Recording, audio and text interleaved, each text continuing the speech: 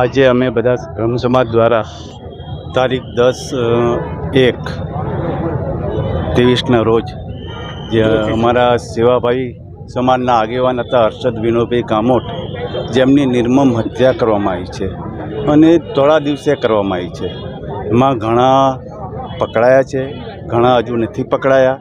આ સિવાય બી જે પણ ઇન્વોલ્વ હોય એ લોકો ઝટ પકડાઈ જાય અને જે પરિવારે ભોગ્યું છે એને ન્યાય મળે એના માટે અમે સમસ્ત સમાજ, અહીંયા બ્રહ્મ સમાજ છે, અમારી સાથે બહુ બધા સમાજ, બીજા પણ સમાજ જોડાયેલા છે અને ખરેખર બધાએ બહુ સારો સહકાર આપ્યો છે.